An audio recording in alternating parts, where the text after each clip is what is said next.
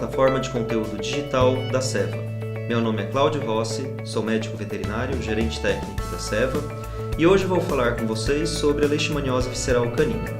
Abordaremos aspectos gerais sobre a doença, faremos uma parte relacionada à epidemiologia, etiopatogenia da doença. Então vamos iniciar com a parte de aspectos gerais. A leishmaniose visceral canina, ou calazar, é uma zoonose causada por protozoários do gênero Leishmania, sendo a espécie Leishmania infantum chagas aquela causadora da enfermidade no Brasil. Trata-se de uma doença que acomete os seres humanos, então se trata de uma zoonose, e outras espécies animais, tanto domésticas quanto silvestres.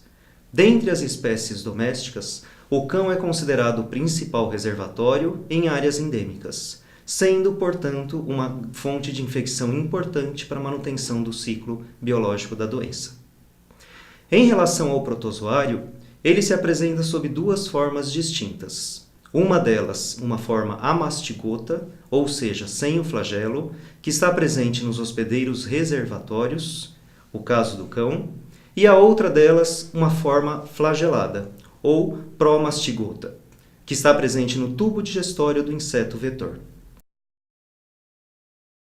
Então agora vamos falar sobre a epidemiologia da doença. Trata-se de enfermidade de ocorrência mundial. São cerca de 90 países com casos humanos confirmados de leishmaniose visceral humana e também com casos caninos. E em relação à ocorrência, ela se dá principalmente em áreas tropicais e subtropicais. Existem casos confirmados em todos os continentes, exceto a Oceania, que ainda não tem a ocorrência de casos de leishmaniose visceral, apenas de tegumentar. Em relação às Américas, já são 12 países com casos confirmados de ocorrência da enfermidade. Dentre esses, o Brasil é o que tem a maior casuística, cerca de 3.500 a 4.000 casos ano de ocorrência em humanos. Vamos ver no mapa a distribuição da enfermidade. Então, se pode ver aqui que das 27 unidades federativas do país, em 23 delas já tem a confirmação de casos humanos. Ressalto que nesse mapa Santa Catarina ainda não está assinalado porque não tem atualização do mapa pelo Ministério da Saúde. Então a gente tem a atualização até 2015. E em relação aos casos caninos, já são 25 das 27 unidades federativas com casos autóctones, ou seja, cuja infecção ocorreu no local de ocorrência da enfermidade. Em relação às regiões, todas elas têm casos confirmados e cerca de 1.300 municípios com confirmação de casos caninos. Então agora vamos falar sobre a transmissão da enfermidade. Então já há comprovação da transmissão de leishmaniose visceral canina por transfusão sanguínea, por transmissão via venérea no momento do acasalamento do macho com a fêmea, por via transplacentária, ou seja, transmissão vertical da mãe para os fetos, e também há a possibilidade, ou seja, suspeita de que outros insetos ou outros vetores possam transmitir, como é o caso de carrapatos do gênero Rhipicephalus, no caso a espécie Rhipicephalus sanguineus, ou ainda pulgas, piolhos ou outros insetos. Já há confirmação de transmissão por mordedura de cão para outro cão e, epidemiologicamente, a forma mais importante de transmissão é através dos vetores flebotomíneos hematófagos do gênero Lutzomia. Então, aqui no Brasil, as espécies Lutzomia longipalpis e Lutzomia cruzi são aquelas que já se tem confirmação dessa transmissão. Então, quanto a esses vetores, o que é importante a gente saber? Tá? Então, eles são insetos pequenos, eles têm de 1 a 3 milímetros de tamanho, eles têm as asas entreabertas, isso quer dizer que a dispersão territorial, ou seja, eles fazem voos curtos, o que faz com que essa dispersão territorial seja reduzida em relação a outras espécies de insetos. Eles têm uma atividade mais noturna até o amanhecer, ou seja, o momento de maior atividade e possibilidade de infecção ocorre nesse período. E, além disso, eles precisam de matéria orgânica para a realização da reprodução.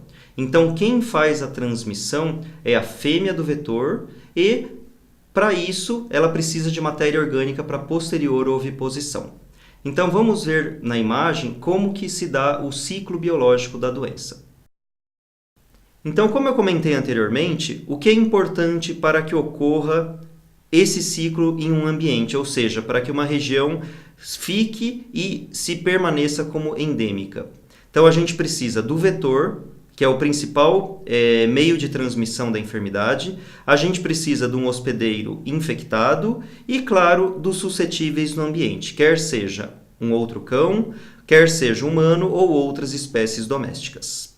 Então, a partir do momento que você tem um cão infectado e o vetor vai lá e a fêmea suga o sangue desse cão e se infecta, você tem a transformação dentro do tubo digestório do vetor da forma amastigota, que era a forma que estava presente no reservatório, para uma forma promastigota, que é a forma com flagelo. Ocorre o quê? No tubo digestório dele você tem essa forma presente e quando esse vetor vai sugar outro animal suscetível, ele pode fazer a transmissão.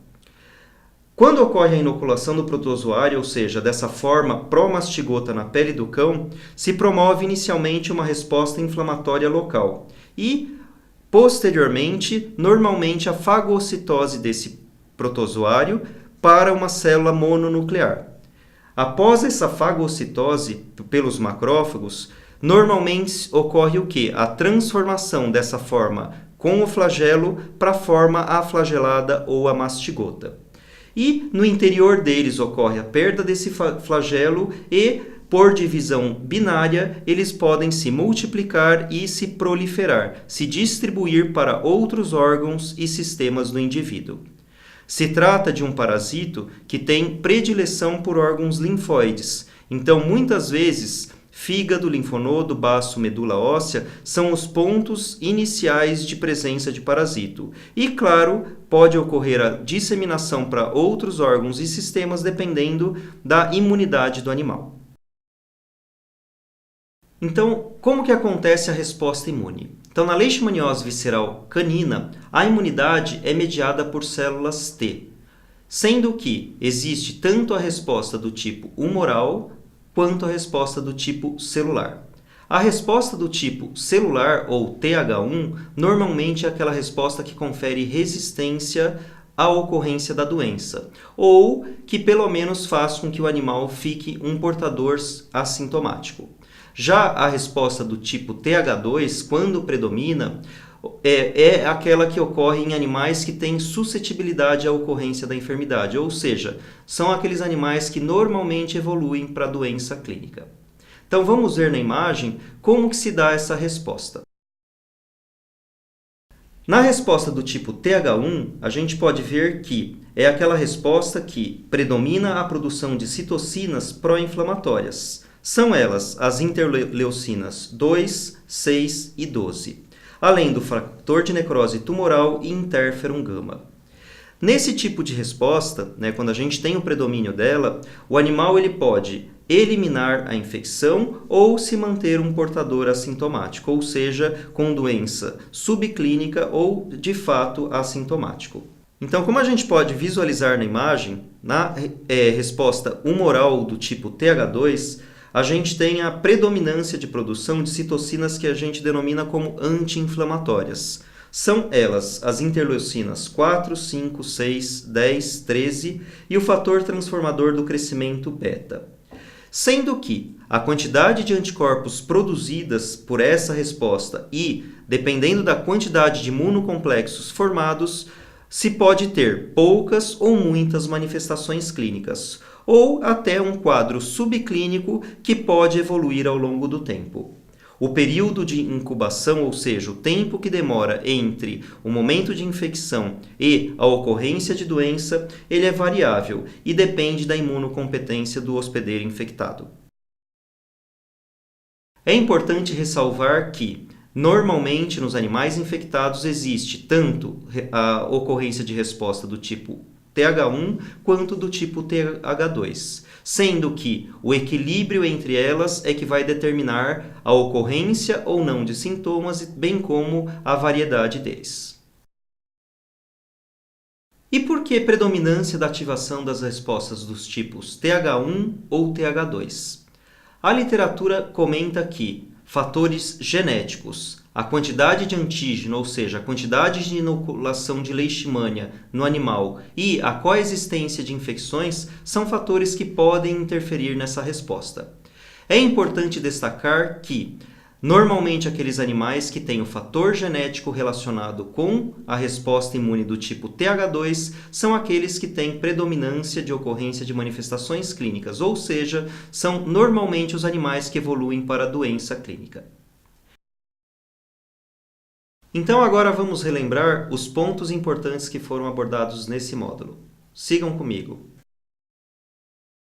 Então, a leishmaniose é uma doença importante e lembrar que se trata de uma zoonose que acomete o humano e que os cães são bastante acometidos também. Em relação à transmissão, a importância do vetor, o flebotomínio hematófago, para a manutenção do ciclo biológico da enfermidade, que o cão ele funciona como um reservatório em áreas urbanizadas e que a resposta imune normalmente é deficiente dessa espécie, ou seja, o canino comparado ao humano é mais suscetível pela resposta deficiente em relação aos humanos. Então, obrigado por nos acompanhar nesse módulo. Acompanhem conosco o módulo 2 que estará disponível em breve aqui na plataforma. Até lá!